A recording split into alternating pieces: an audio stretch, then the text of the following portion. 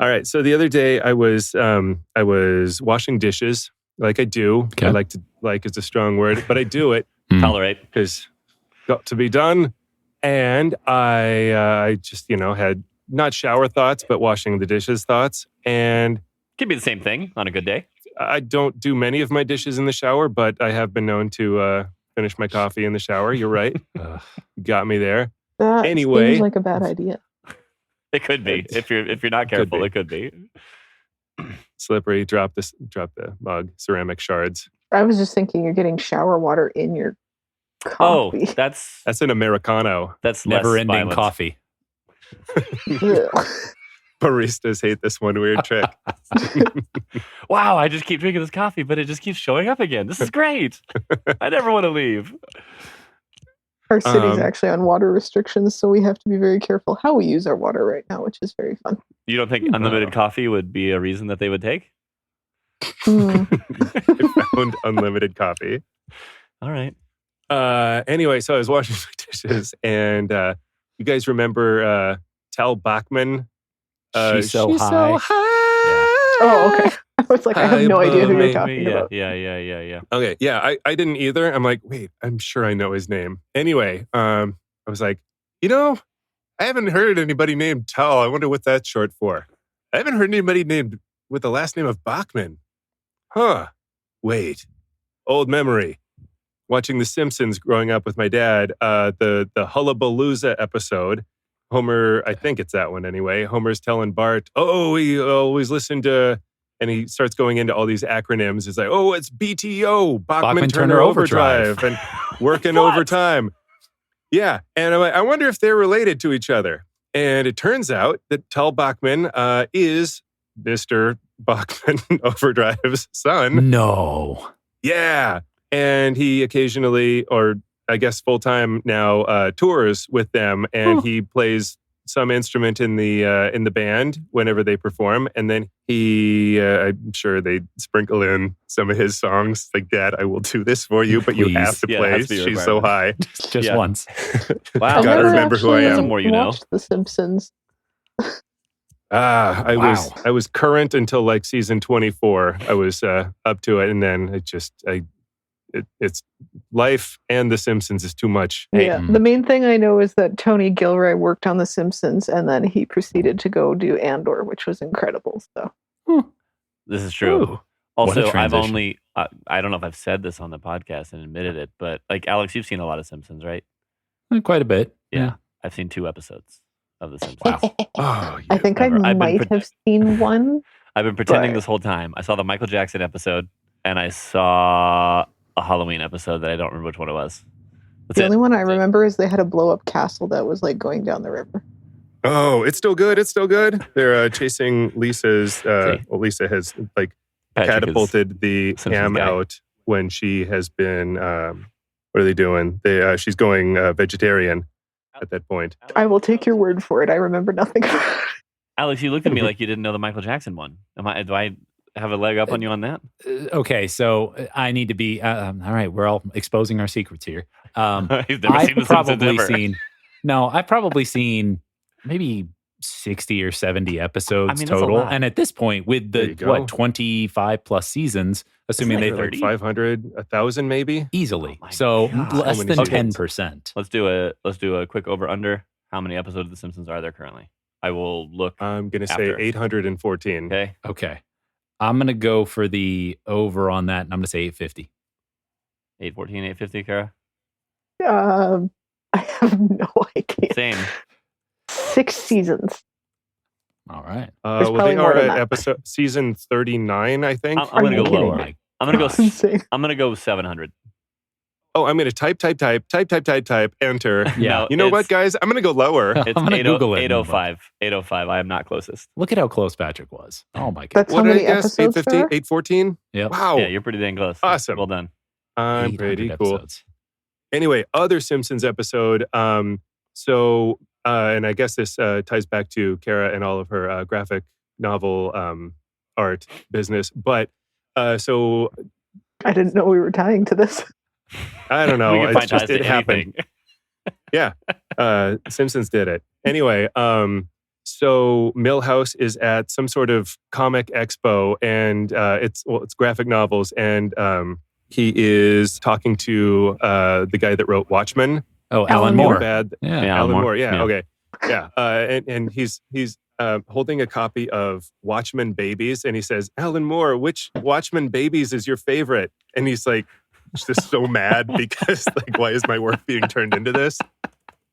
Then Wow, I see it. That led. V for vacation. Oh dear. Great name. And so that led me into thinking about how Muppet Babies obviously is the parallel there. Okay. And this is all stuff that is going through my mind as I'm washing my dishes. And so What an adventure. Tell Bachman, I don't know that I want to throw out the phrase Nepo baby, but I'm sure he's at least got his current job of touring with Bachman Turner Overdrive because of his dad. Right. True. And then, Fair assumption. Yeah, so perhaps a little bit of nepotism through there. But then I wanted to ask you guys if the Muppet Babies could have been a success were it not for the prior success of the Muppets. Are the Muppet Babies themselves Nepo babies of themselves? 100%, yes. Although, would that be considered a Nepo baby, or would that just be considered a sequel spin-off? That's true. If they're not real people, can they, like, we don't know that they were, wait, hang on. The Muppet Babies, I think they were baby versions of themselves. Right, like a prequel. Right? So, Yes. so hang on. So, okay. Sorry. I just want to make sure I'm understanding your question. You're asking me if you can be a Nepo baby by just being a baby version of yourself who has been nepotismed into having a TV series That you end up having afterwards. I thought it was a children's book. Came from, okay. I don't know. No, This is deep. it was a This TV is series. too deep. It was I know media. it was a TV series. It could have been other things too. But my concern is that if Muppets didn't exist, and then you're like, guys, Here's some I have a babies. great idea for a TV show. It's called Muppet Babies, and there's all these baby miscellaneous animal things, and the mouths do like this. And Rugrats? Here's I don't my know. show. Rugrats is kind of that, right? Just in cartoon form. Ironically, my brain went in a different direction because I was thinking of, Andor, and then I was thinking of Arcane. You do not need to really know the source material to thoroughly enjoy those. And so I think there was a really cool YouTube video I watched that basically said Andor was like a Trojan horse in franchise media to actually say something poignant and where like it's hiding under the franchise, but it's actually got its own story to tell. And I feel like the same thing happened with Arcane. Is you have this absolutely incredible story. Do you need to watch the rest, or like do you need to play League of Legends I've never played League of Legends. The first time I discovered League of Legends, I think I was watching. It was either their K-pop music video, which they were doing to hold on to Fortiche Studios while they were trying to build Arcane. Pop Stars. I think that's the one. KDA, Pop Stars, yeah. Mm-hmm. Okay, yeah. But then I also watched like some of their early ones, like Rise, and they did like an Imagine Dragon one, and they're big like Worlds Tournament music videos, which most of them were animated by Fortiche Studios, which is how they got the connection. So I've never played the game. I know a whole bunch about Arcane. Yeah, so you can know it independently. Yeah. So and we Muppet Babies, but I is a don't think Muppet could Baby- stand independent. The Muppet only way Baby we on would its know own. is if someone had we have to raise a child from birth, never introduce them to the Muppets, and then But display that's the such Muppet a Babies tragedy. for them. Okay. The Muppets are so good. Is it? But then we Does it show them count the if my Muppets. kids are scared of Muppets? I think my oldest No, I has don't wanna seen watch this. Muppet Christmas Carol, but I'll give my you partial youngest, credit. I don't know if they've seen it or they wouldn't remember because they're small. So maybe I could get away with testing this out and just show them Muppet Babies when they're like 18. And then Wow. later The you prime can also demographic. show them like the YouTube videos. You can show like the Swedish Chef doing the popcorn. Right. There you go. That's all you've shown them is the Muppet Babies and the Swedish Chef. Oh, and What is this what universe? is- We're a no TV household except for Muppet Babies and the Swedish Chef. Like on repeat. Like My 10-hour version on brother-in-law has YouTube. literally been like timing out when he can show his kids certain media. So last time we were there, he finally got to show off The Incredibles and Madagascar. He was so excited to show them to his kids. Right. I felt so bad though, because the one's baby, so like he's still in that very tired parent stage. And as The Incredibles is playing, he just completely conked out. He was So he gone. didn't even get to Like experience you're it. He missing didn't even get to cinema. bask in Ooh, I watching her feel that. react to it. Oh, Nice. good. It's holding their Feel that. attention. All right. I'm Time out. for a nap. Hey, speaking Yeah. of falling asleep.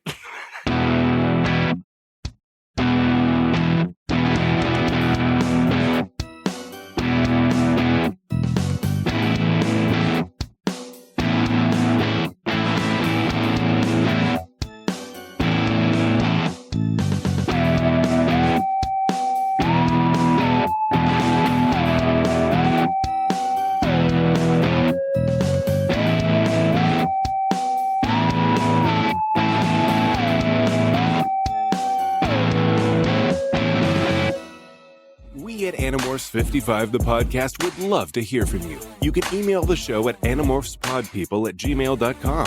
We also post links to other listening methods, our Blue Sky account, and links to friends of the show on our Linktree at linktree.com/Animorphs55, the podcast. Enjoy the show. Gotta get up.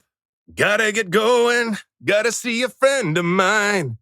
He's warm and he's fuzzy. I love him because he's just Animorphs 55, the podcast. Hi, I'm Patrick, one of your hosts. I'm Alex, another host. Zach has fled the room in fear or I am shame. Zach, a third host. These songs get more intricate as we do this. It's beautiful. I'm a third host, but we have a fourth host today. We do. Hello, I am WheatArt. I am a guest, and I am an Animorphs fan artist. Ooh, all right. Well, that's going to play well on our podcast. We can definitely show off all of your artworks, but Yeah, we're showing unfortunately, all of it right now. Exactly. Yes. you No, see it? she's showing off. She has her entire portfolio going through it in real time. Wow, you Wow, guys are it's really incredible. missing something. Oh my. Okay. Sign up for Animorphs 55, the podcast premium to see the video versions of this Exactly. podcast. Special No, that's director's not a real cut. thing. Yeah. It's not a real thing Yeah, yet. Kara's here to help us go through number 15, The Escape, which I will show you on the screen for all of you that can't see it at the moment. It's a good one. It's our first water. Never gets old. It's not our first water. It's Never our gets second going. water-based cover, right? I just noticed Crocodile though, on one the is cover, not really in the water. I noticed on the cover his arms, like just kind of they don't turn into his fins. They literally No. just kind of shrink Separate. into his shoulder. Right. His ribs become his fins, I Yeah. guess, Wow. and tailbone. Ah, Fun fact: the reason I got into a lot of the art I currently do is because there were things I loved about the book covers, and then there were things that drove me nuts about the book covers. So let me fix this. Yeah. Yeah, I could do it better. pretty much. Yeah. So That's not supposed to be your voice. This Sometimes this they is just do that. the Marco to a Shark book. A that he wrote for hammerhead shark Shark. specifically. Yes. Oh, I am supposed to read the back of the book. I forgot. Yes, Okay, you are. shall Yes. I? Don't let me down. Almost nothing could be as bad as finding out your mother is Visor 1, the most powerful of all Visors, the leader of the Yeerk invasion of Earth. But it happened to Marco. And even though he's been handling it pretty well, he knew there'd come a time when he'd have to face her again, knowing that the Yeerk in her brain had taken his mother away. So when Marco, the other Animorphs, and Axe discover that Visor 1 is overseeing a secret underwater project, they know they have to check it out. But Marco's not sure if this is a battle he'll be able to fight. And the front says the Yeerks are out there, extremely generically. Most generically. Absolutely. they can be. Everybody's favorite line. Now, the Yeerks weren't out there until this book, right? I think the first 14, they were in there, not out there. Okay. Yeah. I did find it really funny. I forgot that the Visser 1 reveal is like in book 5. So I'm reading through and Marco mentions his mom and I was like, wait, they spoiled that really fast. And I was like, oh, right. Like super, like no build up. Just, oh yeah, my mother's Visor 1. Just Bummer. drop it casually. So, And so, just like in Power Rangers, where you would only get like the super Brontosaurus robot, like in Sweeps Week or the season finale, Mhm. You only ever see Visser 1 during the Marco books. And I So realize far. that's because that's the only time that's the only time it's, relevant to the narrator of the story. But it also feels like she's got a very predictable commute. Like, they need me on Saturn. They need me back on Earth. It's a Marco book. Yep. Like in 5 Just books, I every wonder 5 where books, Visitor One's I'm going to back. be. Yeah, exactly. So I this, never thought about it, but it makes sense why she's only in the Marco books. But it's like, oh, right. yeah, I mean, But yeah, any book before this, it's like, like a Rachel book. Oh, I saw Visser 1. I turned into a bear and I was gonna get her, and Marco's getting in my way. Come on, Marco, you ruined it again. yeah, it would be a less interesting perspective. Although, it's just like, why is Marco being a jerk all the time? We get a lot trying of to Tom stop the perspectives Yeerks. in Jake ones, right? And we get a lot of like skunk perspectives in Cassie ones. Cassie ones, you get the Yeerk piece. Yeah. Nope, not Wait, yet. hang on. That's in 19. That's in 19. Right. I'm like, wait, how far You, away? you get perspective. nothing. Yeah. Nothing. I'm sorry. Cassie's a lot of the environmental stuff, which is hilarious because this book starts with Marco and Cassie conspiring. And Cassie and Marco are like my favorite, one of my absolute most favorite dynamics in the series. Yes. I love how they kind of like bash against each other, but also when they have to collaborate, it's like really effective and really funny. They are one of the less common ones that the meeting of the minds is good to see between them. That's when you know things are about to go down and it's about to actually work versus, let's see, Jake and Marco. Nope, that's not the brain trust. Rachel and Marco, that's just destruction incarnate. No, Jake and Marco are really good if you want to decide if Spider-Man or Superman's better. That is a helpful thing. Yes, that's well, about and then you have Tobias, Marco, and Axe, which makes the Three Stooges dream team. So absolutely, which that's just a comedy some routine. of in here. All right. So it does start off with the environment thing that Cassie brings up. She's like, "Hey, there's an Amazon rainforest. You ever been to an Amazon rainforest cafe? Not to the Amazon rainforest. It's just Amazon. It's just the rainforest cafe in real life. Because I went to I've been to Disneyland once. So, and they have animatronics that are like hiding in the greenery and stuff, and it's really cool. Okay. So it is funny because I noticed he also mentions Disney World, and it's like, oh, you don't know where we are. You don't know where we are. Exactly. You have no idea where we are, but we describe it perfectly. Yes. So the issue that Cassie has now is that these birds, these parrots that they have trained to say a bunch of, marketing stuff for the restaurant, they should be out flying free. We could just get like stuffed parrots, like stuffed animals, with like a microphone. And put a little. They probably don't have the budget for full-on speaker. animatronics like Disney does. Yeah. Well, who cares if they move? Yeah. Right. Yeah. There's a parrot here. Isn't this cute? And if you sell enough appetizers, maybe you can get an animatronic. I don't know. But I do love the thought though that like Cassie, like I'm just picturing Cassie, like maybe she's in the mall and she sees this and she's like, I have to do something about this. And she's like, who would actually agree with us on me? Tobias is a bit racist against other birds. Right. Rachel would go along with it, but that might be dangerous for the birds. Jake would say no. What about Marco? I would feel bad tricking Axe into this because he lacks the context to say if this is a right thing to do or a wrong thing to do. Right, yeah. And then Marco would be down and he'd probably come up with a clever idea and a way to do it. Which he did. Yeah. I'm trying to remember, has Marco already like jumped across the desk in the previous books to compliment Cassie's new shirt? Yes, he did do that. Yes. Jokes on Rachel, I would have done it for $1. I would have done it for less money.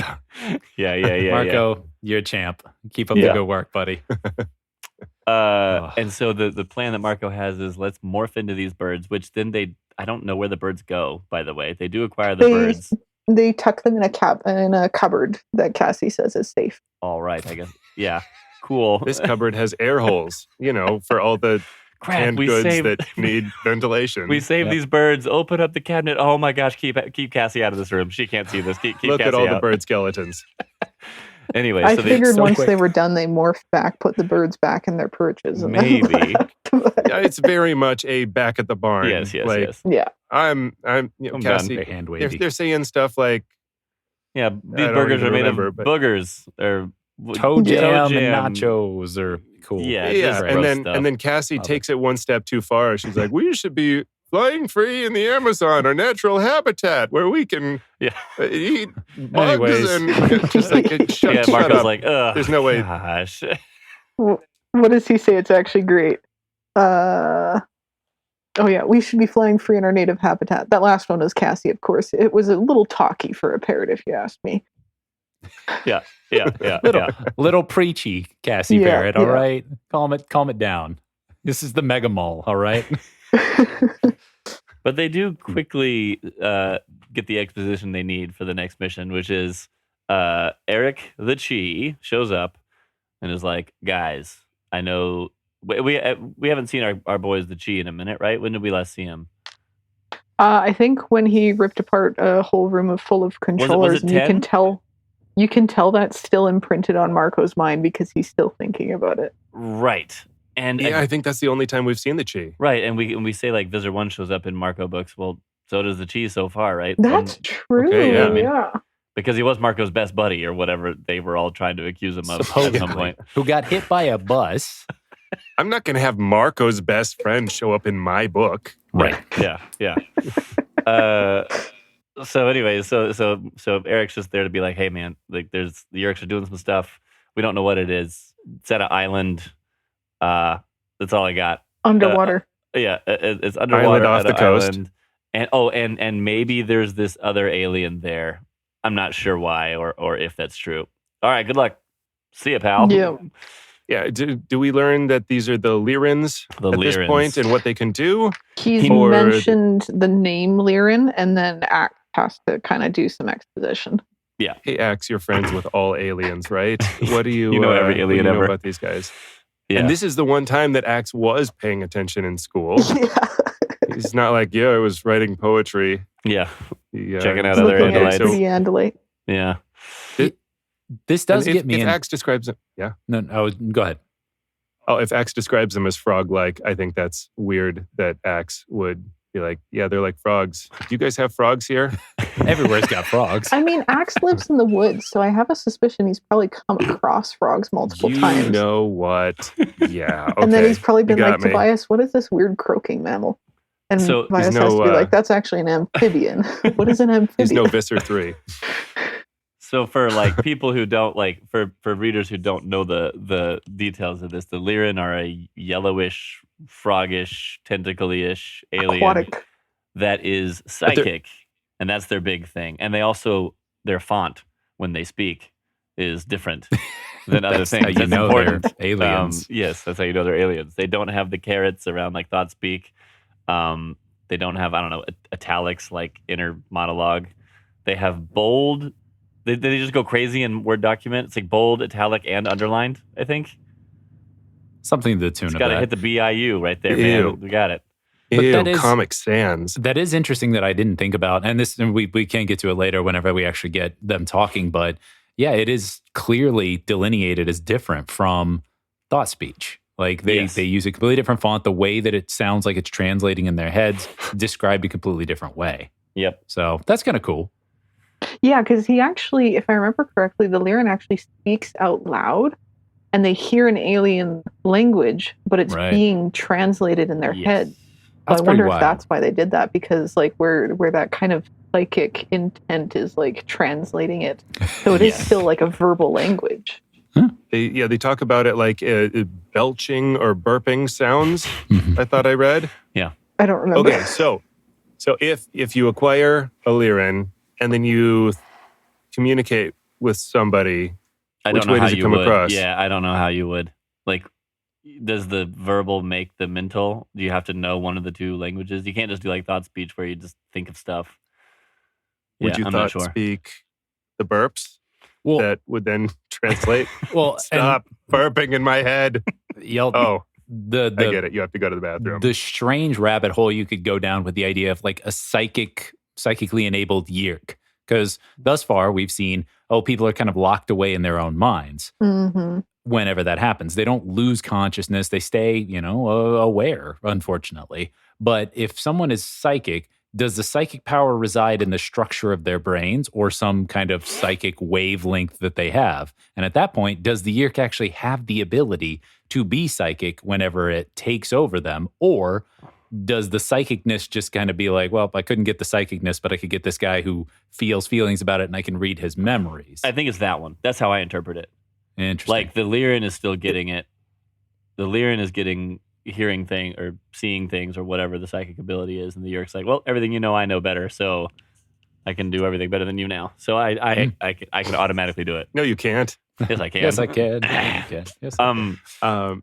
But I was thinking, like, if a Yeerk went into a Lyran, could the Lyran still communicate with people around him because they can mind talk? But then why is Visser 3 unable to be like, hey, there's a Yeerk in me. Hey, somebody tripped me. There's a Yeerk. I think it's a direct control over the brain. Yeah. Because it's like, yes, they're still conscious in there, but like the Yeerk has that control over the brain. And so like it has control over the speech centers, which for Andalites includes thoughts. So it's like a dual speech center kind of thing where it's like they're speaking out loud and the speech center that allows them to be psychic. That makes sense. I can buy that. That's a good enough explanation for me. I love finding like canon compliant workarounds for like plot holes or stuff. Like I never like picking apart plot holes. I'm like, I'd rather find like a story that like works within it. It checks out. Yeah. And lets me still enjoy it. Yeah. Well, whenever you get to psychic stuff, psychic and time stuff, it's very hard to like really, really, really avoid all holes. True. Okay. Morphing too. Yes. Really. That's a right. So basically all it doesn't exist in real life. Yeah. So the other thing he mentions is, hey, and also, so there's this underwater place. I'm not sure so much. There's maybe Lyrans there, and then I think your mom's gonna be there, which he was cool about it and was like, got him. Jake's right here. Oh, Can right. I talk about this yeah. with Jake? And Jake's Bet like, your mom's yes, gonna be there. Your mom's gonna be there. Oh, Jake just turns to him and goes, oh, right. I'm sorry. This is actually a big deal for you. Tragic, This is but sensitive topic. gotcha. It's about someone who is very close to you, Marco. My heart stopped beating. Wait, what does he say before that? Oh, because he was going to say, I need to talk to you privately, Marco. Well, I don't have any secrets from Jake, I said. I think that's the best basis of a good marriage, openness and honesty. Yes, very that was good. a pretty good line. It was. Marco's not hiding the bisexual allegations. Right, even right, in the right, 90s. Ain't beating him. Sorry, kid. So they really quickly just go. They're like, let's go check it out. They go dolphin. Well, they have to go acquire the dolphin because Tobias doesn't have a dolphin morph yet. This is so much fun. Dolphin, that's right. Let's go. And Tobias is very much like, guys, I mean, He's terrified of the water. I can fly. It's cool. I like Where Cassie. can we Cassie's find a like, dolphin? Oh, the gardens. Oh, but you have to be your native form to do it. Which is now a bird. So for people who aren't so we following. could, all of us could just go pet the dolphin because they encourage people to do that. But Tobias has to land on a dolphin, and he decides the best time to do that is when the dolphin is at its absolute highest, when it's doing like a flip through a hoop, high up doing a show. Fire. I do get that. Tobias doesn't want to be anywhere near the water. He doesn't like the water. But he definitely goes for the dolphin like he's going for a piece of prey, and it's like, dude, relax your claws, relax your talons. It's too big. The dolphin is too big. I very much thought of Cassie asking Tobias, like SpongeBob asked Squidward if he likes Krabby Patties. Tobias, you're scared of the water, aren't you, Tobias? You know, and As Tobias he is should like, fine, yes, I am. Yeah, and so you're right. He dives into a dolphin, and just his feet get just jammed in there. And the best line in there is the dolphin's going nuts, dragging Tobias underwater, out of the water, and they're like, "Hey, acquire him! He goes into like a acquiring trance or whatever." I am acquiring him. Guess what? He's not in a trance. Exactly. Great line. Great line. I guess it doesn't work for birds. Yeah. Okay. Yeah. But he does finally get unstuck because Marco, as a seagull, dive bombs this dolphin and just smacks Tobias off of the dolphin. Everyone flies away, and I guess the crowd's just like, cool show. Crowd goes wild. And Cassie's worried about the dolphin. Of course, yes. Yep. Yeah. Then they Are you dolphin going to out be to the island. sarcastic for the rest of the day? Yes, I'm Right. going to be sarcastic the rest of the day. I nearly drowned. Now I'm going to go become the thing that nearly drowned me. I will be sarcastic until further notice. Which is a great Tobias line because Very I feel like reasonable, Marco's Tobias. rubbing off on him. You know what I mean? Yes, yes. And I do love that, like, you see Tobias and Marco's relationship is actually, like, getting better, and they're actually, like, kind of becoming Yes. They're friends. co-conspirators. Yeah, they're being friends. They couldn't have said that 10 books ago. Nope. Yeah, they weren't friends when they started. No. Tobias was just some jerk that Jake saved from some jerks. Yep. Right. Swirlies or Yeah. whatever. Yeah. Yeah. So they dolphin out to this island and they describe some really cool stuff. It's like big structure underwater, big windows, like this. Well, they're making a lap around this island, and they're like, okay, well, my echolocation sees some big high-tech building over there, like all these smooth walls and sharp corners and stuff, but it's just water over there. But what? And so they go a little closer, and I guess there's a big hologram bubble around it. Yeah. They go through, and they're like, there it is. I like that they're getting quicker about determining those things. I feel like it was still a little slow, but I think over the course of the series, they get faster, being like, oh, it's a hologram. Well, they're Like, duh, it's a hologram. recognizing the technology easier. Right. Correct. I do have to laugh, Oh, though. right, aliens. Yeah. Yeah, that's right. I remember now. I do have to laugh, though, as an aside. Whenever I hear the song, Let's Get Physical, I get Marco's line in my head, Physical. physical.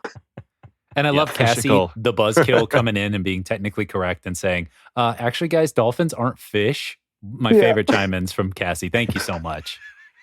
I was that girl. I was like the pretentious one that like had all the animal facts, and everybody else was going to know them too. So Right. This I is a sharing appreciate moment, whether you're in for it or not. I would love to have those facts from Cassie, like during like a battle, you know, like, oh gosh, I'm being stabbed here. Well, actually, that part of the body of that animal is not vital to their. Shut up, Cassie! I don't care. It hurts. You know. Run away. Oh, well, our average running speed is about 1.2 miles an hour Then faster than walk. they are, so we should be able to get away. yeah, Yeah. So they swim around. They see the building through the hologram, and then they see some sharks. And these sharks act very weird. They act very. They're like a pack. Wolves, like pack hunters. animals. Yeah, like communicating, splitting up. Like these guys are going to go around behind us. These are in front of us. This is not how sharks behave. Sharks are already scary enough when they just float around. Which, there was some shark facts in here that I don't think I remembered. Shark facts. Yeah, one of them It does was mention the sandpaper-like skin and the what does he call them? Like the little denticles, I think. Dentricles. yes, that I knew it was sandpaper-like skin, but it's like related to enamel. Like that's gross. Yeah, they got No. tiny teeth They all got over teeth them. everywhere. I do have to That's laugh because now gross. I'm thinking of the Tumblr. The smooth sharks are touching me. I had to look it up because it was like that's not a real thing. Yes, but it then- It's a is. real thing. But then also that they don't sleep at all. They like yeah, they can't I stop do moving. think that one may have been debunked. It is interesting because like these books were written in the 90s, and so you're Right. seeing like their wolf book has actually been debunked now because and they didn't have the information at the time because that's Yep. what was understood to be true at the time. Yep. But wolves only have like an alpha male when they're stressed out in captivity. That's not Right. actually a real wild wolf thing. And Okay. so with sharks, you and like I see that the authors are trying to make a point that like sharks can be scary and they are predators and they've been around since the dinosaurs. But I think more information has come to light that sharks are actually a lot more social. They can be a lot more friendlier. They can remember people and they can like have feelings and stuff. They're not just a mindless killing machine. Mhm. So Well, and apparently hammerheads will get lonely. And so they Ooh. travel in schools because Oh, they that's are like interesting. they will get lonely without any other sharks around that look like them. But they don't hunt in packs or schools. They hunt No. alone at night. So they're like, all right, guys, I had a great day hanging out with y'all. I'm going to go I'm gonna kill do my something thing. I'm gonna now go get some and eat it. food. Yeah, love it. these. Do you Yeah, want to these go get were dinner together? No. No, absolutely not. No, I need to go home and recharge my social battery. Yeah. these were hammerhead sharks that they saw. I mean, we mentioned hammerhead on cover, but yes, they were hammerhead sharks that they saw, and yeah, they're just like, oh, we're screwed. We're super screwed. There's so many of these sharks, and they are like teaming up. Well, and they're against us. deliberately chasing off the dolphins, which is not Mhm. normal behavior either. Yeah, and Right. Marco even kind of goes like a deuces and he just panics and just runs. Well, swims. Peace him out. Yeah, and then he's kind of embarrassed by it, like the rest of the book. I mean, I can't blame the guy. He almost got eaten by a shark, just like a month ago or something. So, well, and it's funny because he's admitted fear in front of the others before. Usually in Rachel books is where he's very open to admitting he's afraid. Yeah. But you see this bothers him, and I think it's specifically because his mom is involved, and like he's trying to so desperately put on a facade that he's actually like cracking. Yeah. Yeah, I could definitely see that. Like, it's not, he forgets to, it's like Jake later says, like, dude, you got to joke more. Like, stop being so, intense. Everyone's, like, weirded out by you. If you're not making jokes, everybody thinks something's wrong, and then everybody gets nervous. And how much they're relying on each other's assumed roles in the group. Yeah. Yeah. I mean, after this much time, If Marco hadn't ever been like the funny one that's cracking jokes in difficult situations, would anybody need that? I mean, he does this internal monologue thing about like, oh, they need me to do this. This is my place in the team to lighten the tension and all that. But if he hadn't already been, cracking jokes for 14 books up to this point, everybody would have been like, yep, that's super focused Marco. Yeah. He's always We're like, good. he seems like he's always talking to himself in his brain, but whatever. Well, and how well have they gotten to know each other over these past 14 books? Because they were just acquaintances at best at the beginning with their own little cliques. And now you see them kind of relying on those established relationships. Yes. And then you see how they're like struggling as the books go on, as they're struggling to like hold up what everybody else perceives them as. Yep. Well, while still like crumbling under that expectation. Yeah, it's that almost like superseding a human response to a lot of this. I mean, they're experiencing things that they really don't have anybody else that they can sympathize with. And Marco has this wild line that I was like, this just dropped super hard in the middle of just like thinking through all his trauma. And he's basically talking about like, oh yeah, when people's moms die, especially, like, there's plenty of other people who understand it, but there's nobody who really understands what I've been through. Yeah. And he's like, you hate it, but at least, you belong to a group of people like yourself whenever you have other people who can know this. And so I think it was interesting kind of getting these moments of Marco having this introspection and then moments later that very much pay off with Jake and with Rachel, where it seems like he is seen despite the fact that he's just the jokester and I'm just pulling your leg, guys, just joking around, but actually deep pain. I'm That's dying. my I'm favorite dying. thing throughout the series, like with the rotating cast, the fact that you have each book has a different point of view, is you get to see how they see other characters and then how they see themselves, and you see like how little things shift through each character, like because Cassie can see certain things about everybody else, but you see like with Cassie, I find she's almost like willingly turning a blind eye to certain things. Yeah. Because it fits the mold better if she just believes this one thing. Yeah. Marco can see certain things, but sometimes he's only looking at a shallow perception. Tobias is so stuck in his own head that he's often not even observing the others. I think that's what part of what makes the series stand out a little bit more is that idea you can rotate through it and you don't get as tired of like, all right, we get it, that's moralizing and you're always doing this. And so kind of hearing people talk about, oh yeah, Marco, you're always like this. I mean, I don't get why they see Jake as the leader, because that boy's got, hardly enough brain cells to put together for a cheeseburger, but he's very good at making decisions in the moment, and he'll agonize about them in his own head. Anything else, he's not unburdened by the larger concerns of anything because he doesn't have the brain for it. But I think that makes him a great leader. So let's get back on Jake's track. Not my bias. I'll tell you that in advance. He's not my bias. They go to they're like, we're screwed. These sharks are going to get us. There's like an alarm that goes off around the building, and then the sharks like swim away, and they're like, that was weird. Let's go before they come back.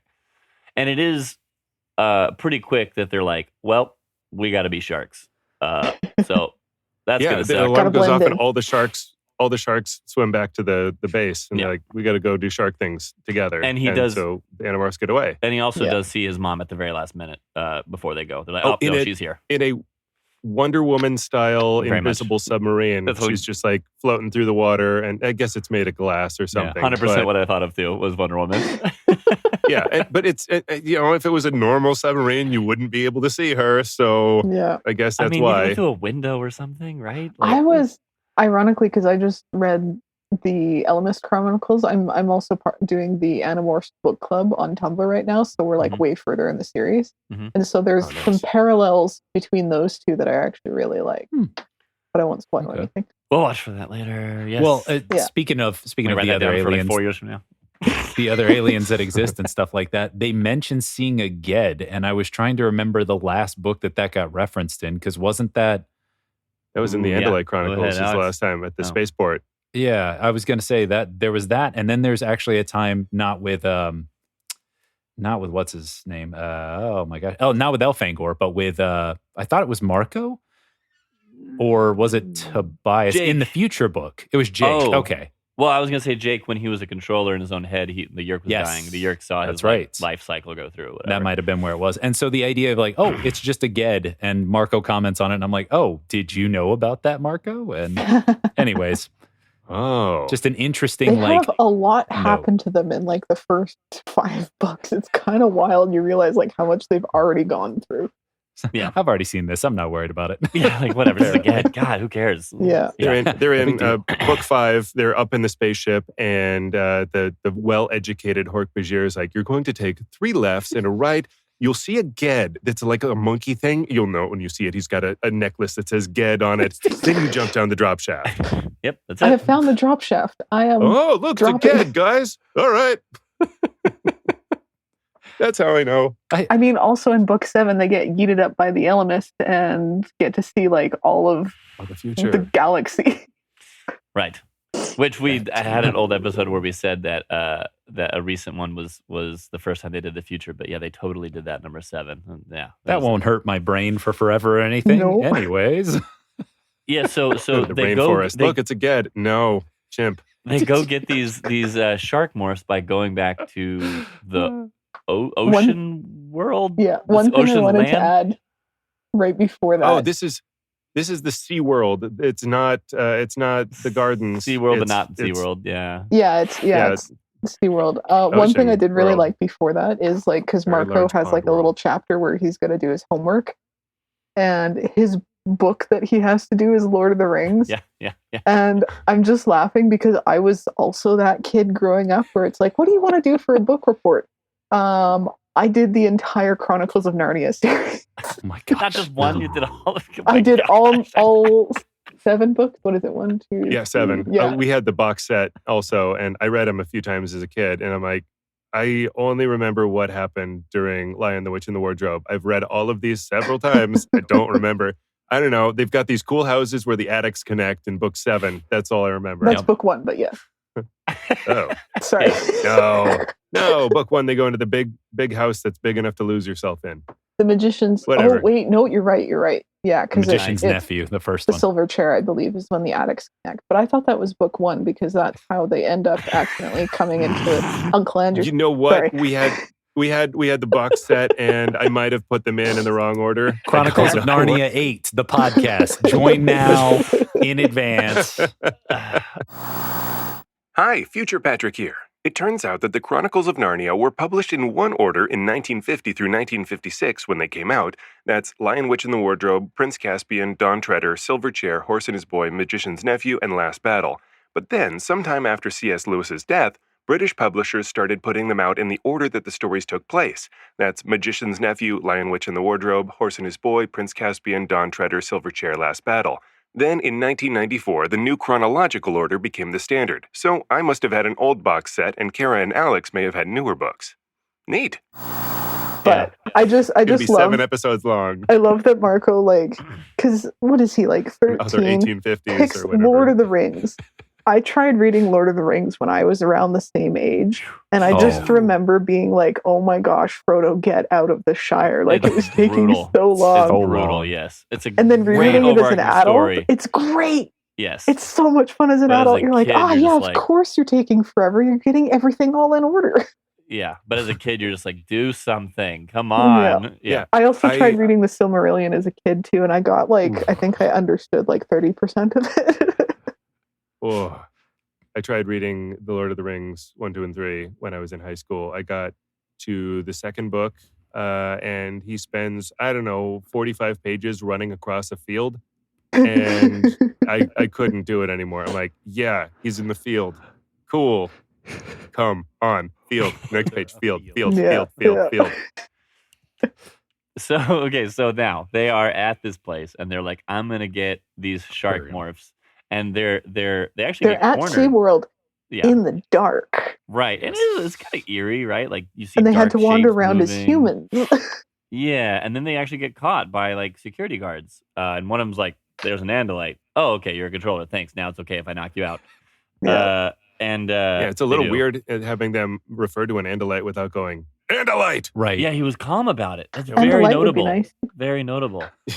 And, Well, son, you know what that is? That's an Andalite. That there and is I'm going one to take him black. out or whatever. Yeah. And so Marco says they don't really have a plan to get the shark too much, like kind of. Wait. We need to infiltrate positions of authority. Governor, mayor, the school leadership. Cool. Aquarium Night security watchman at the aquarium. Here's the thing, though. Vital. I do believe that like that was a recent placement because they were doing the Hammerhead research project underwater. So I figure that like they recently posted some of those controller security guards because there was an acquirable Hammerhead in vicinity. Like They were Hey, acting you smart. are good at making these canon accommodating theories. And Yeah. if it was one of Visser 1's goons, I absolutely believe that. Visser 1, very good at their job. If it was one of Visser 3 Ooh. goons, absolutely not. I wouldn't believe it for a single second. That man has staffing problems top to bottom. He cannot figure it out. Alex the is making worst Visit help. One already. Okay. And And- I love them going through the tunnel, and Axe is like, "Oh, this is a fantastic hologram. That's not a hologram. Why do you people do these things?" Yeah, Why would do you you- do this? Fair point. As a kid, those would kind of freak me out a little bit. I loved the underwater tunnels. They were so cool. They're cool, but Yeah, like you think but- about all that water. Woof. I mean, I'm not a big fan of deep But oceans, though. also, Oh, I love how are those. those almost always lit by natural light shining in from the top of the tank? Because the top's empty and they just like throw fish or whatever in Yeah, there, yeah. or like shark chow. Birds. Shark chow. That's right. But Canned shark chow. It's dark out. It's dark out, so Oh, they yeah. should have just been in a very dark tunnel. Well, if they and would have had he does and a mention light. that it feels very dark. Like they saw a little bit of moonlight coming in, so maybe it was like a really bright moonlit sky. But Which no, I'm is pretty good, sure it was right? Because- illuminated well, this because is they good. had an Andalite. Oh my god. But this is good, right? Because like Here all week. otherwise, I remember when I was reading this to my wife, she was like, "Well, now a controller has just straight up seen these kids with an Andalite," and I'm like, I think yeah. it's pretty dark. Like, I don't think they can see anything. I think they're just making it up. Well, and because I think Marco mentions like he can see the shadows moving in the water, like yeah, it's pretty yeah. dark. I take it as staring pretty dark. fish eyes. So because like fish are highly specular too, so they'd probably Mhm. catch the light like on super reflective areas. Yeah. And But Marco I do like that. I'm gonna accept that as a headcanon because I'm like, how did they get away with being Yeah. like human kids and not having their cover super blown? dark. Can't see. They didn't I have the take light. it. I take it. I like it. And so Marco's like, "Hey, Axe, just slice this glass." Oh my God, we're gonna do that? Okay. And so they just cut through this tunnel, It's and a terrible. Well, idea. yeah, they all do that of the because- water comes onto them.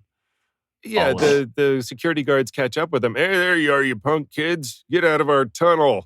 And they Forget have the kids. guns. We get kids breaking in here all the time. They're Yeah. relevant. Yeah.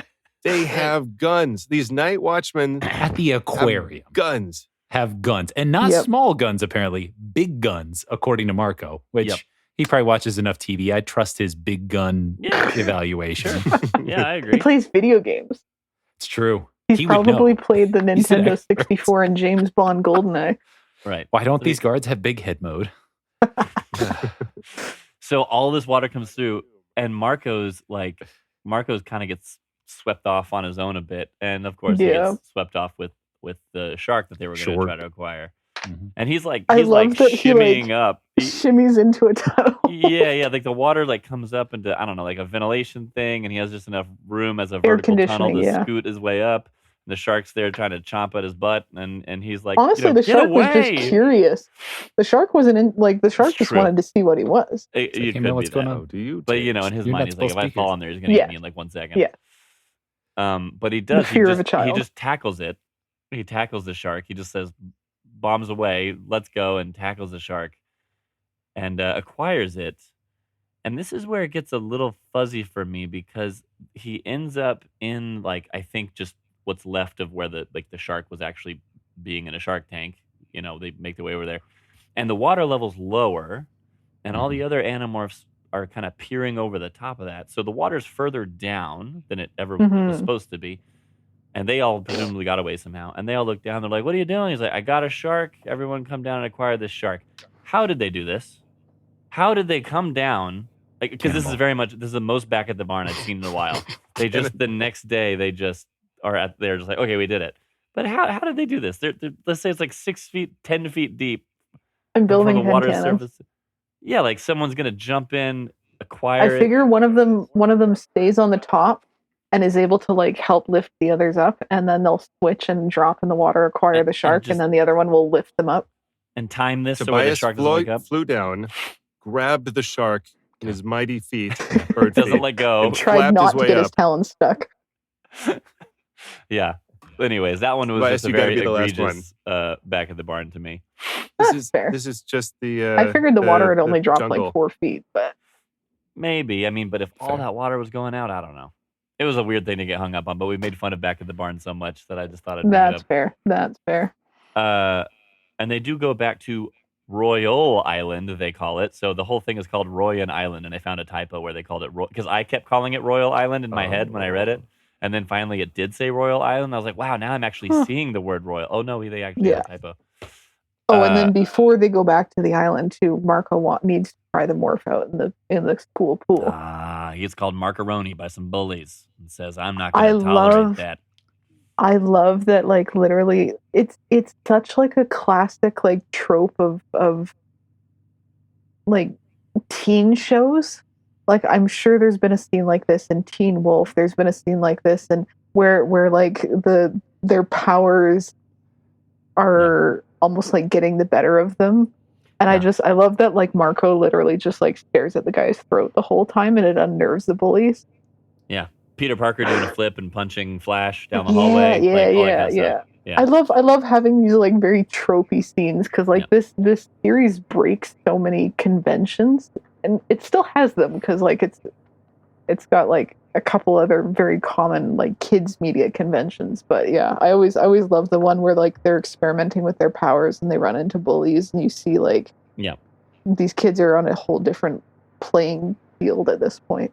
He's in the pool at school. Some bullies jump in and are like, get out of our pool, and start picking on him and stuff. And he starts. Right. He was going in the pool to like try to morph a shark initially when there was no kids around, which is pretty dumb.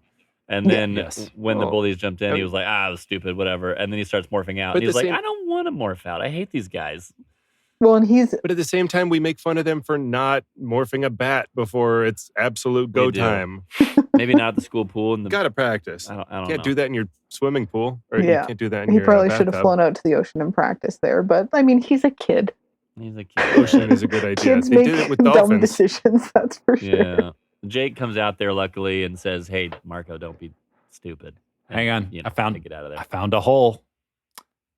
You know what that pool is not? Stylistically, it is not salt water. I know, it's chlorine. That's a freshwater. That's a chlorine and freshwater pool. Yeah. And you know what hammerhead sharks are? Saltwater sharks. So he would have immediately morphed all the way into it, been like, "Oh my god, I can't breathe. I am dying." He could probably breathe, but it would probably hurt a lot because that's what happened with the trout. Be a very bad time. Yeah. What is salt but half chlorine? There is a lot of pools that I don't have a good answer to that. Are salted pools instead of chlorinated pools. Like they'll use salt water. Not like 95. It was like everything was overload chlorine. Man, my eyes burned like my whole childhood. Your eyes still feel I bloodshot. can still, my kid the other day finally didn't wear goggles in the pool, and the rest of the day he was like, "What's wrong with my eyes?" I was like, "Dude, you're discovering it. It's terrible. Put on goggles or don't open your eyes." I worked Probably as a dying, lifeguard, yeah. so I had to learn how to get comfortable with opening my eyes Oh, underwater. Because gosh. if you're driving in to save somebody, you can't like slap on goggles right beforehand. You can't go close eyes. You can't just like keep your eyes closed looking for them. Come on, Just Just guess. Come on. head Come on, first, Marco. just dive Polo. right into them. Yeah. Marco. Yeah, I was a lifeguard. I was a lifeguard in high school too, and they never had us do that. They just said you got to echolocate to find Right, yeah. you're under. So they go back to Royan Island as sharks, and they're like, "All right, I guess let's just, I don't know, go in." So they pass the wolf pack sharks that are acting weird still, and then they go in and immediately are like assembly lined, with like I think they see Cassie like syringe into the back, Well, like a she gets drill grabbed thing. by a claw that pulls her out of the water. Yeah, and like drills a little hole and like pokes Yeah. something, and it's not super clear, but it's gross and uncomfortable. And They were surprisingly chill about that. That controller who's controlling the claw, just like all those years of playing the crane game, finally paying you off. can tap into this. Yeah. Doing what I love. Shark. They yeerked a guy who was a crane game operator. That was it. Yeah. That's what they did. Again, they're finding these key people in the invasion. Yeah. Because Visser 1 knows what she's doing versus Right. Visser 3. Visser 3 would have been like, just give some random guy to do it. No. But I love how many times Or the whole thing was automated. Marco pointed Also out, like on the possible. sub, people are just like walking around the submarine, like, I don't know, doing their jobs. Here, they look just bored as crap on the assembly line. Just, oh my gosh, I have to capture another shark. Just, he says everywhere, he's just slamming corporate life everywhere he looks Yeah. at the controllers, just constantly. I never want to grow up to be in this situation. It's terrible. Yeah, and so he watches these sharks get something put in him, and then something gets put in him, and then he gets dropped in the water, and they're all very confused as to what just happened. The way they talk about this, though, like, yeah, that shark in front of us just got its head drilled into. Yeah. Oh, now it's my turn. Just got my head drilled into. Well, That imagine wasn't so it's bad. happening The so sharks don't feel fast. pain. I thought I would have freaked out a bit more. Yeah. I mean, I got contacts in 4th grade, and it took me probably 2 hours to put them in the first time. I'm like, no. Yeah. And then And now they're take like, 1 second. oh, they're going to drill into your head. I was the kid who could like touch my eyeball to gross everybody else out. I'd be like, Whoa. I'd freak them Yeah, out. that stuff freaked me out when I tried to put my contacts in. It took me forever. Even in high school. I it took me do- forever. You're that girl with pink eye. I do love the remainder of this chapter too, or that maybe it's the next chapter as well, where they're talking about all of this, and it's like, oh yeah, well, now they can play a sound, and it's very lovely to the shark brain, and so they're getting them to collaborate and all of this, and we get these weird phrases like, oh yeah, well the shark brain's actually too simple, and so the Yeerks can't control them directly. And also they would need ear canals to get Yeerks. And I'm like, all right, why don't we just go ahead and give up on this critter then? Let's go ahead and find another one. Like, what a They dumb like the idea. sharks though, because it looks exactly like a Hork Bajir, but a water version. Yeah. Duh. It's the aesthetics. It's like, just because you speed evolve the brain doesn't make ear canals appear. Like, what are you talking about? Also, you have a drill that drills into their brain, and you're like, Drill I into need your them to hole. have ears. Why don't we breed them with ears? That's the smarter option. No, come on, get it together. Yeah, just drill the thing and drop the Yeerk in it. You're literally dropping things on their brain. Why are you not just going to do that? And just That have it sounds swim in horrible. Candrona. Oh, The Candrona juice will circulate Yeah. through the shark's blood. Yeah, I mean- that's it. Blood. Is Condrona fresh water or salt water? No. We don't know enough It's yet. Gatorade mix. Everybody knows. It's just an open I secret. see. I see. Oh, God. It's old Ecto Cooler. If it's Gatorade, why- then it's still technically fresh water. I think. That's why Yeerks aren't around anymore, is because, That's why. high C, it's fallen off. No more Ecto Cooler. Uh, But I also spent the latter half of this chapter being like, yeah, so who cares? Why would they do this to hammerhead sharks? There's not a bunch of people in the water. And I was like, oh, right, there's other planets. So y'all are coming to one planet, going to grab about 1,000 sharks, wire them up, give them ear canals. Sure, why not? Let's do that. Take them to another planet, the Lyran and then planet. and then hope that everything just goes swimmingly. This is the dumbest part Yeah, of her swimmingly. plan, to be fair. Swimmingly. Good one. And then hope Yes. that they can just hunt down the Lyrans. Yeah, shark controllers. A book after the horse controllers. We now have shark controllers. It's such a weird hand wave. Yeah, this book just rhymes so much with the horse bathroom book. And I love the horse it's book, just- unironically. oh, I know. It's one of those good memories. And then we read it for the last episode. And this We might have trashed it a little bit. this wasn't as good as I thought it was. Yeah. Hey, we get some prime Cassie Marco interactions. We so do. I'm happy. We do. And So- Cindy Crawford and her phone number of 1, 2, 3, 4, 5, 6, 7, 8. So in this part, like now there's just too many characters in a small area, so they're like, let's split up, right? So it's Right. Jake, Rachel, Cassie go off and cause a distraction by becoming animals and fighting everyone. Marco, Tobias, and Axe are tasked with what, Team just Stooge. figure it out. They're just like, go, What are we gotta go do stooges? it. Marco's like, we're like the Three Stooges here. And Axe is like, what is a stooge? And then Marco gives some whole paragraph long like joke comeback. Yeah. Axe is No, like, what? No, too much. Well, and they also have chips in their brain, and that whatever was implanted, and so they Yeah. can't morph fly, That's and right. that's They all why try they to- have to split up. That's right. Right. Good. That's a really big oversight on my part. They all try to go fly, and the thing is too big, so they just start exploding because I just they're have getting the smaller than horrible the thing in their visual head. imagery of like Rachel floating past Marco in the water with her head like bulging out from. yeah, It's just yeah, like, yeah. "Ugh." It's terrifying. Now, a lot of you- existential terror in this. Now you could Yeah. get to the fact that when when Jake was a controller, and the Yeerk in his head morphed him to like an ant or something to try to escape, his head didn't explode, even though the Yeerk's on his brain. But the Yeerk Whatever. is. I figure the Yeerk, like it's the same way that the kids can control the morph, even though their human brain is off in Z space. Is the Yeerk's body is probably off in Z space, and when the Yeerk has full control, I'm with con- you. yeah. And So and why the does- reason I and think clothes, this clothes one's do the same thing.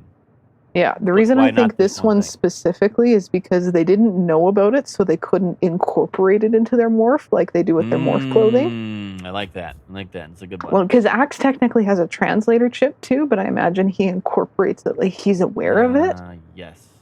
and So that can be part of the morph is getting. yeah. So can you just do that if you wore like super baggy clothes? Be like, I'm gonna incorporate that.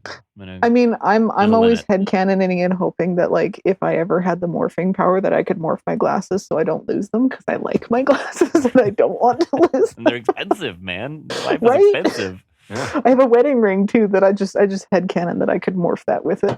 Yeah, if my kid kept coming home with his shoes ripped up, I'd just be like, oh my god, dude, I can't afford to buy you new shoes every week. You know, it's gonna Yeah. make us all live on the street. Have to Yeah. wear those like toe shoes that have the individual toes. Yeah. And then it's tight enough, Mhm. right? And that's their uniform. That's like Marco's been looking for, like, consistent something that they all wear, but it's all that they have those little toe shoes. Toe Nothing shoes and else? then wetsuits. And then Yeah. they wouldn't have to worry about the cold or the wet either. That's it. So yeah, Axe and Tobias and Marco is like, let's go figure it out. And Marco finds the door. He's like, I'm gonna go to this door because I know that my mom's behind it. I mean, he doesn't tell Axe and Tobias that. He just thinks it. He's like, I'm gonna go see if I can figure this part out on my own. Opens it like He doesn't know his mom's behind the door. I think he expects it. He's like trying to triangulate in his head, like, I saw the office over there, so I'm gonna go in here because I think there's someone in here. And he knocks, and the visitor's like, get in here, and assumes that he's somebody that's there Get over for a mission here. or something. And so he's freaking out, like, oh my gosh, she's staring right at me, and obviously she's gonna know who I am. What is it? Crap, and then calmly, there's one's like, you may have noticed that your host body is the son of my host body. You got to get control of your emotions here, guy. Visitor one thinks that Marco is the controller, which is lucky for Marco. They're in an underwater base.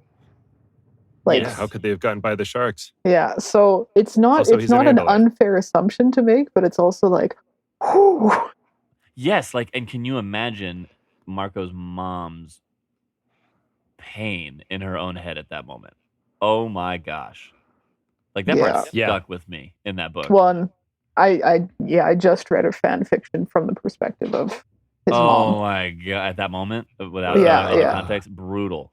Yeah, So it was brutal. great. It was so painful. I loved it. It's so brutal. Especially like having kids now. Oh my gosh, it'll be. Oh. Ugh.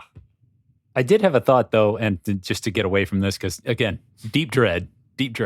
But wouldn't it be logical, since they're like, oh yeah, we have hospitals and stuff like that are capable of yeerking important people and stuff. If you just needed bodies that were yeerked to be out in the world, why not go to places where people are in long-term comas or people have, died of brain death but are still on life support? Like, And you just could. have a free vessel. You could. You would have to wonder, like, is there a level of brain damage that the Yeerk can't access? Can't get past. No, because he managed to take over Jake's brain. Got him. Ah, boom. Got him so good. Take that, Jake. Take that.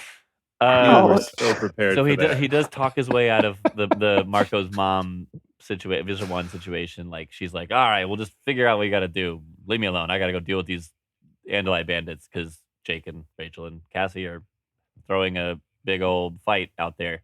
And he happens to look outside and guess who's coming to visit? Yeah, Yes, now, of course oh my it is. gosh, I Big look out the old window snake. and Visor 3 is coming as a snake. And then he tells Tobias that. Tobias is like, we didn't know that he was coming. I said, I think it's just our bad luck that we're going to have both of these guys here. But then Marco's also like, but it could be good luck, right? Like, we're kind of stuck in this facility.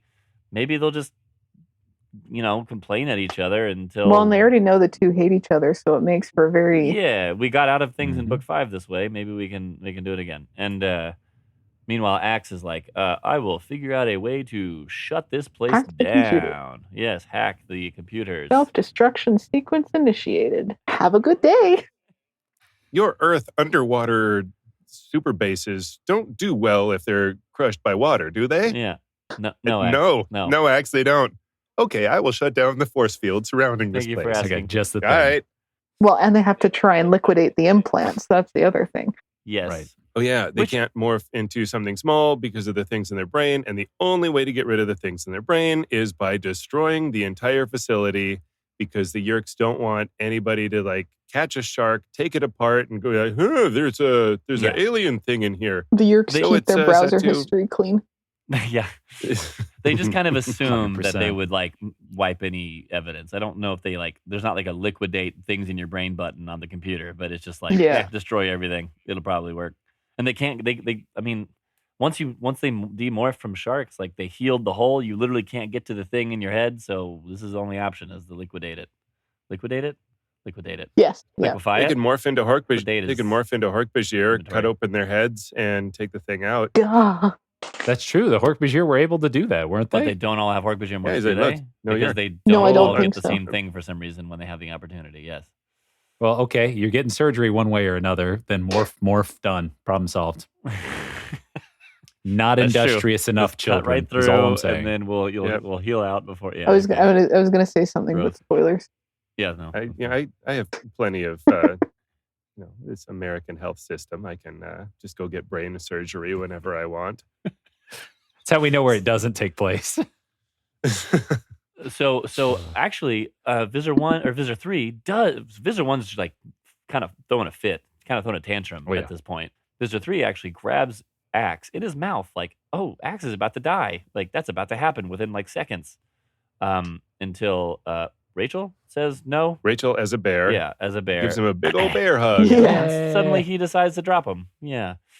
Yeah, and Uh, Marco's desperately trying to like fight off his mother's goons without trying to kill his mother, but trying not to look like he's not trying to kill his mother. Right. Yeah, And then he's finally having a time. it finally gets to where Rachel is gonna go take out Visor 1, which is a really big victory for them if that was to Yeah. happen. But understandably, Marco says don't and lets out the secret that only Jake knows. That's my mom. And Yeah, everyone's just like, what? First of all, Axe is probably like calculating, like, what are the odds of this happening in the universe that this is the mother of this child, some but- galactic meddling. But everyone else, yes, that's how I always think of it too. That's how I always think of it too. Yeah. So Anything that's unexplainable in the Animorphs universe can be boiled down to galactic meddling LMS. Oh, Wizard did it. LMS. That's also a Simpsons line. or crack. Fair. And can you So- assume that a wizard did it. The place does self-destruct. Oh, there was a big key point as well where a Lyran comes up from behind Marco. Marco is a gorilla and says, Visor, this is not an Andalite. It's Or a sorry, this is not a human. this is a human. And then Visitor 1 says, "You dummy, it's a gorilla. It's really close to humans, but it's not." No, that's not what I mean. And then Marco says, "And I punched the Lyran in the face before it could talk Yep. anymore," which is great. Except later, when everything is exploded and the visitors swimming away and sharks have their brain thing melted off, so they swim away, and the Animorphs are getting saved. Everyone's good, and then someone says, "Oh, I saw Marco also Lyran." punches the Visser 3 in the face too. Oh, that's right, he does. It is very satisfying. Oh, yeah. But someone has a memory of seeing a Lyran go and save Visitor 1 underwater. I don't remember. Rachel hears the sound of the submarine. Submarine. But there was something about seeing the Lyran was up again. Yeah. The Lyran That, I was think- conscious again. They are about to escape, and I have to save her. No, you can't. It's gonna explode and kill us all. And but I can save her. And well, if you don't save yourself, no one's getting saved. Something to that effect. Yeah. And so, I watched my mom, face down, floating in the water, and then there was a Lyran that was swimming toward her, Which is a big deal. and so. I caught Yeah, a and glimpse of so- something with pebbly and green and yellow skin moving easily through the raging tidal wave. Its Because now tentacles seemed perfectly designed for resisting the current. The Lyran, he was heading for my mother.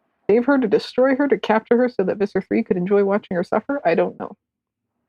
Yeah, and this time the Lyran could be like, "No, Visitor 1, what I was trying to say was Right. that's a human in Morph that had morphing powers." We don't know if that's where it goes at this moment, but that is what the implication is. Very subtle, but the implication is there, right? I don't even think Marco addresses that. I don't even think Marco's like, "Oh, crap, they know that I was..." He just says, "Hey, I saw a Lyran." Oh, but I was wondering, and maybe y'all can answer this one for me, is the idea of, so he talks about socking Visor 1 in the mouth or whatever. And he's like, oh, he slumped over, partially unconscious. Is the Yeerk unconscious too? Or is the Yeerk always Ooh. conscious? I would assume that the Yeerk could drop unconscious, but until they release their hold on the brain, then they don't release control. Huh. They release control on the brain. Okay, yeah. So their consciousness is separate. Kind of. Yeah. It's kind of like if the host dies, then the Yeerk dies too. If you die in the Yeerk, you die in real life. I mean, they do talk about, like, because the Yeerk, like, when it goes into the brain, like, it connects all the different nodes. Yeah. And so it's probably pretty tied to the brain. And so, like, even if the Yeerk drops unconscious, I could see them, like, it has to be, like, a conscious release to let go of the brain. Which is Can't why, just knock too, out the like, Yeerk. I imagine there's not as many Yeerks that are bailing out. Fair. they're When just their locked host is on. getting killed, yeah. Yeah. Kind of like that, like, rigor mortis. picture. That does make sense. But I think I Finding like canon the idea. compliance. I think I like the idea that's funny to me of like, oh no, Visser 3 got knocked out for like 2 hours and now he's stuck as whatever he As a was snake. before. Like, that'd be Yeah. hilarious to me. But Well, and I think they do see Visser 3 swimming off, swimming off. Yeah, everyone kind of slithering departs. away. Marco takes out his anger on a shark, just beats up this poor shark. Jumps him. As a shark himself, he Yeah. chews on his tail fin, and Jake's like, "Hey, stop it! Chill out, dude." And He almost goes for Jake too until Jake's like, no, this shark is me. Calm Yes. down. And then in the end, he just says, "Hey, I'm gonna save her. If she's still out, I'm gonna save her." And you really this one doesn't fully resolve. Like, we don't know what's up with the Lyrans. We don't know if the shark controller thing is full. I mean, it seems like it's shut down. I'm not sure. You don't know The Visor base 1. is destroyed anyways. Right. You don't know Visor 1's thing. You don't know about what the Lyran controller thing. Like, there's some unsolved stuff on this one, which was interesting. Visser 3 will probably not get the funding to build the underwater base again. Probably not. No, Grants are short in the Yeerk Empire right now. Apparently. Yeah. And then that's it. They're like, until next time, like, it's loosely wrapped Yeah. up more than some of the other ones are. I do So- love that, like, it touches on Marco's philosophy again of, like, life can either be a comedy or a tragedy, and you have to choose. Yeah. I think I have lived by that a lot of my life without realizing it. Like, and I think it came from Marco, which is This summer, bring together creatures from 2 different worlds in one epic battle. Sharks versus Lyrians. What happens when the ocean's fearsome killing machine meets the psychic mind of an alien? We'll see you at the movies to find out. It's not a battle for Earth or Lyra. It's a battle at the box office. Sharks versus Lyrians. Interesting. But what did you guys give this book? We usually do 0 to 10 for context. Anybody want to go first? 8. An 8? Ooh, why an 8? I think that it sets a lot of things up for future material. I think it's also really plot relevant. And I really like it. It's not a filler book, which is really nice. There. Anybody else? Yeah. Especially compared to 14. Whoa. Yeah, I can go. I mean, No, please. okay. I was gonna say like the parallels to. I'm not a fan of 14 either, and the parallels to like, oh, weird animal becoming a controller for kind of an unknown reason that we haven't really dealt with before. That was out there, but it was just like better. They just Well, did it. it made sense because it's like they have taxons can technically swim, but they're pretty slow at it. Pork-Bajir can't swim. Yeah, They they have like to a rely on the suit. little. What if you put little floaties on them? Yeah, Exactly. right. With duckies. They with pop the duckies. Oh, floaties. too many blades. Too many blades. You're Yeah, right. Exactly. and so they needed something that could move with the speed of a Pork-Bajir underwater. So it Yeah. made sense. Yeah. And it just Marco books are automatically better to me. The whole Visor One thing is really interesting. You have a new controller. The fact that it has unresolved very much felt like a to be continued here a bit, which Yeah. is kind of cool. Other ones don't necessarily feel like that way. I would probably, gosh, it was really refreshing after 14. I don't know if I'm like swinging the pendulum the other way, Grading on going a too curve. extreme. Yeah.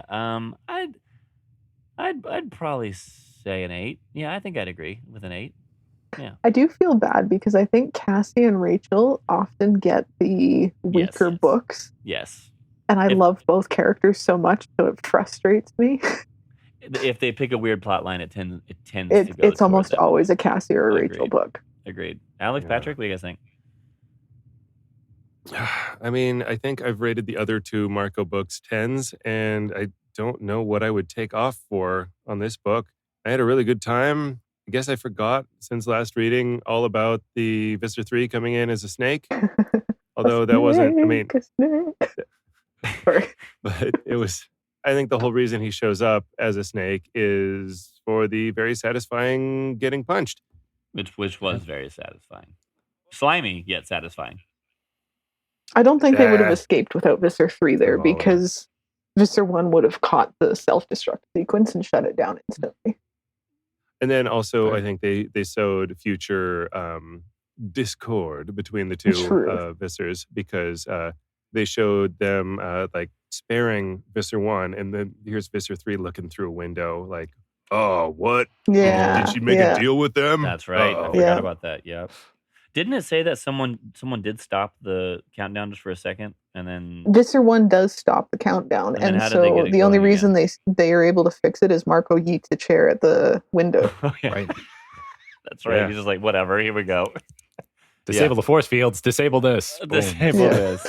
this. That's twice in the book that they have destroyed some barrier keeping the water, and he's basically had a fire hose to his face twice in Yeah. this book. Oh, Yeah. brutal. Parallels. Yeah, I don't know what else I would take off on this book. I liked it a lot. The gorilla, no, this is a human. No, this is a gorilla thing was really clever too. I thought, I don't know, like if I was going to take off anything, it would be for like, why do the aquarium guards have guns? But that's not their fault. I'm gonna keep up my Marco run of 10s. This was a really Boom. good book. Boom. And that doesn't mean it's one of the best books I've ever read, but it's for the series, and it's really good. And also, I really like the series, so it's not that far off of like really good books. Cool. I liked it a lot. Cool. I'm gonna give it a 10. Alex? Ooh, okay. So I have a confession to make. I know I told y'all that I hadn't read any of the books, or actually earlier in the series. Oh. I believe I may have actually read part of this book when I was younger. You recognize parts. Specifically because I remember the parts talking about the Rainforest Cafe and Yeah. the shark morphing stuff. I was like, hang on, this all sounds very familiar. I mean, wasn't that a classic childhood experience of you find the books like never in order at the library, and so you just take out the one that catches your interest the most? I was such a rule follower at that age that I was like, I would never do that until I was gifted, I think 23 or something like that, or like one of the mid 20s. I'm like, great. So I guess I'm reading this one over and over again until I can get all the meaning. 23? Really? Without any context, I don't think so. I think you probably read 24 with the Helmicrons, Alex. I think it's what you said before, but I could be wrong. It was the one with Rachel turning into a starfish. So. Okay. That one is awesome. That's another one I like. I think 32. Oh wow, even further along. That'd be insane. Yeah. No, because 21 to 23 is a very significant plot. Exciting. Yeah, it wouldn't have been. It wouldn't have been. You would remember those. Okay. So, Alex, what would you give it, man? I got to know now. Okay. Oh my gosh. So within that, I like that it was a variation on a running theme. I mean, Marco's got a consistent theme the entire time. It's very engaging. It's very believable for a kid who lost his mom and was like clearly is coming to grips with who he is in the presence of knowledge that doesn't change his situation, but does change the context of it. That's a lot. And I think he comes back to it in believable ways. And we get just enough him time while also getting good plot time. It felt high stakes the whole time. There was minimal detouring. And it just feels like he's obsessing over it in a reasonable way. So the only thing I'm going to dock it for at all is going to be, I just feel like there's a lot of like, oh, we got to go seek out this new morph, stuff that's aquariums or dolphins and stuff. And it's entertaining enough. But again, that side questing is not my most favorite. So out of pure preference, I'm going to give this one 9 minutes remaining out of a 10-minute countdown. Have a nice day. Have a nice day, yeah. Have a nice day. So refreshing compared to our last one experience. Good God. It's just remarkable back to back, the idea that they could put these two together. This one, that the fat that you could trim off this is like a page or two at most, versus the last one where I don't even, you don't have to read it. You don't have to read it. I do wonder because like Marco often has like very plot heavy books. He does. And one of the enjoyments with Animorphs is that you have the silly and the serious. And so I do wonder if because like if they have like a very specific, very heavy plot they want to do with Marco, they'll give Cassie, because they're right next to each other in the order sequence. I wonder if that's why she gets so many like rough books, is because they need like a palate cleanser before they go into the heavy stuff. Maybe. Now, that being said, if you guys ever want a return guest for book 1922 or book 29, The Sickness, those are some of my favorites. Okay. That's 2 Cassie books right there. Nice. There's 2 Cassie books, and that's the trilogy that those who have read know what I'm talking about. Yeah. Hey, let's actually turn our attention to our guest. Can you tell, like, why are you here? Can you tell us what do you love about Animorphs, and can you tell us what all your how did you get into this recording room? I was going to say maybe you guys can start saying how you found me. Yeah, well, I mean, when you go into the subculture with Animorphs enough, you start seeing some of the same people popping up everywhere, and you were one of them, So, yeah, tell us about it. For context, I go by WheatArt, WheatArt, on most social media sites, and pretty much the only media that I have done fan art for is Animorphs. So I have done a series of illustrations of what I envision Animorphs would look like as an animated series. I have also worked for like the past 6 years, kind of on and off, with another creator who did a speculative episode 1. And so she wrote the script, And then I actually storyboarded the whole thing, and I have that available on my site. Cool, I can very probably cool. give you guys a link afterwards, but I have a speculative storyboard of what a season 1 or what an episode 1 would look like if Animorphs was an animated series. And I actually we designed that with the idea in mind, like if anybody wants to like put in anything and collaborate, like if they like take some of the storyboard or the script and they want to like animate or voice act or do anything, like we want it to kind of be open to anybody, because I love seeing those like fan animations where you have like each little scene is animated by somebody different, and if somebody wants to take it, they are welcome to like have fun with it. And I know a lot of people found me recently.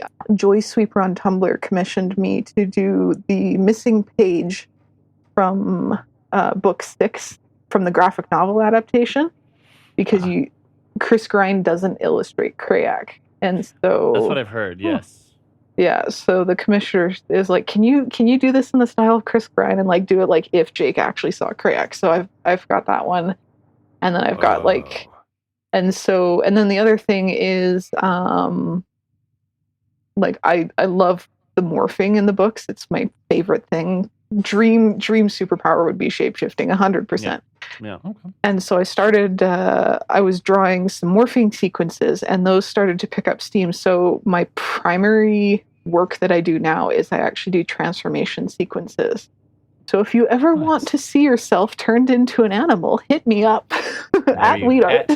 Wow. At WheatArt. Okay, awesome. Yeah. Okay. And I can do a similar scene to what they look like on the covers, or I can do something different. But I love drawing people turning into animals. It's just so much fun. I love figuring out like how it works. Yeah. There's something that like draws you in. That's why these covers were so interesting as a kid, Oh right? yeah, 100%. Now, and the funny thing is, because there are certain covers where some of the anatomy is off, and I don't blame David Mattingly. He was working with the material he had at the time. Like these arms. Yeah.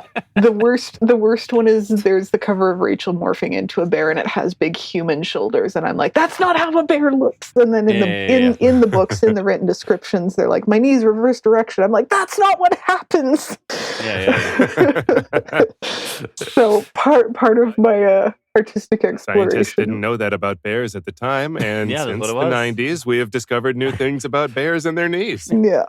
Well, actually, bears are plantigrades, so their knees wouldn't reverse direction. They stand on their feet, whereas most animals are on their tiptoes, and that's why what you think is a backwards knee is actually their heel bone, and their knee is up close to their stomach.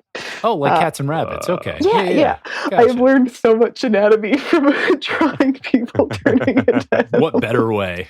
Right? I like that. So, man, I don't see this series going away anytime, dude. This community is too strong, and this story is too awesome, right? Like it's so good. Yeah. There's a part of me that would love to see it hit mainstream, but I mean, I also recognize that like some of its power is in its niche audience, and the fact that there are most of the people that see it recognize some of the power that the story had, because you had this children's book, the covers, most people just kind of glossed over them, didn't look at them, and so the kids were picking them up. The adults weren't reading them. Scholastic was barely reading them, so they got away, like Catherine Applegate and Michael Grant got away with so much stuff. Yeah. Being able to like really explore themes of like, hey, what does war actually do when you have child soldiers? Like there's so much content in there that would never pass for like children's media in any other setting. And because they got like such freedom, they had a platform and they had room to really tell a powerful story. For sure. And if ever you did have a parent that got suspicious, you could give them like the Yak book or whatever and be like, here you go.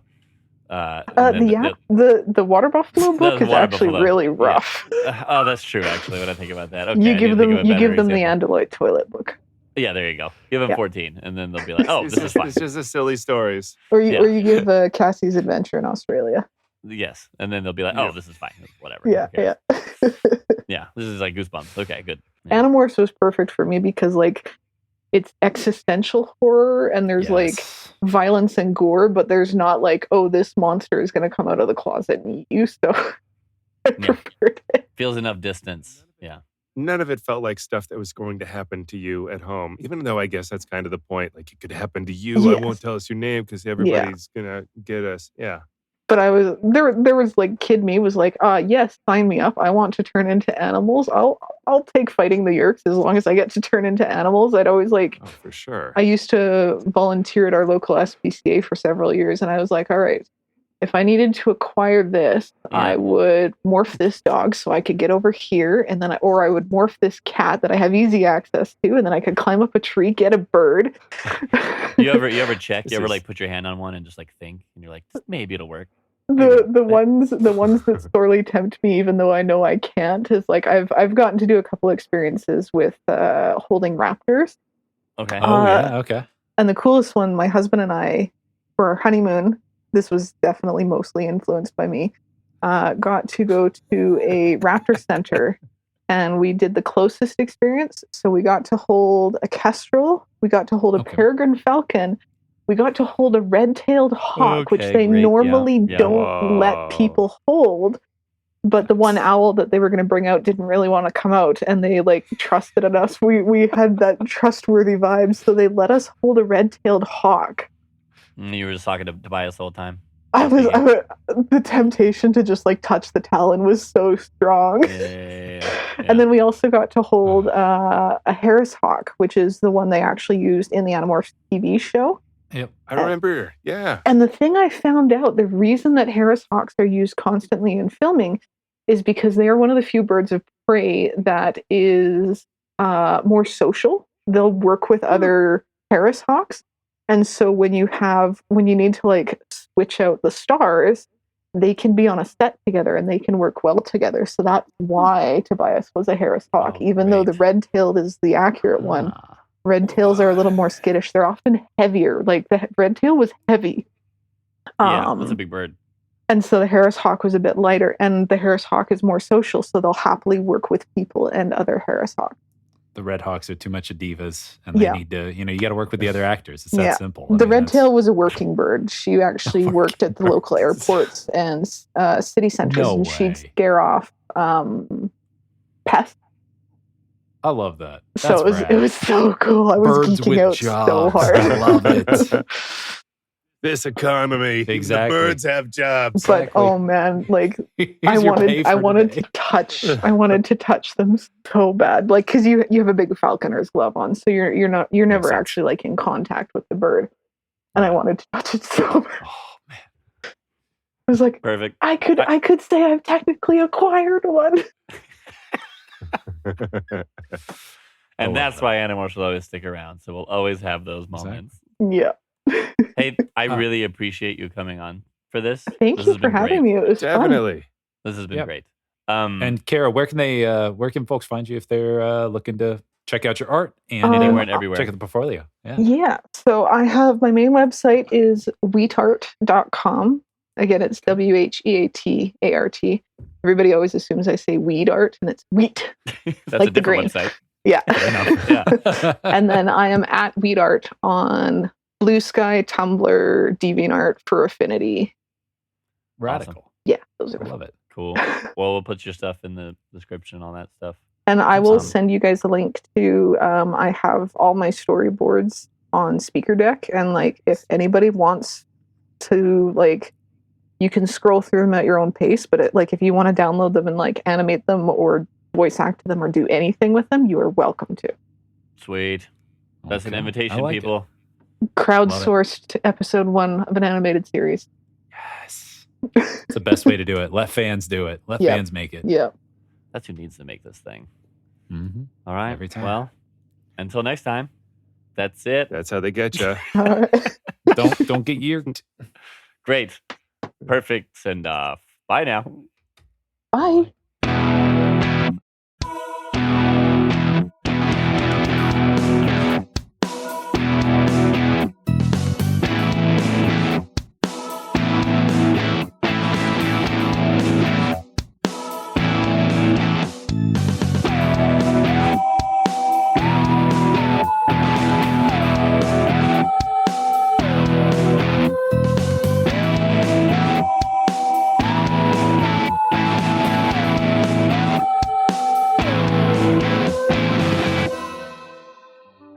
Animorphs 55, the podcast, is a fan-driven, nostalgic podcast created by Zach Hurdle, Patrick Viersba, and Alex Holton. But don't tell the Yeerks. Theme music provided by Neko Boy.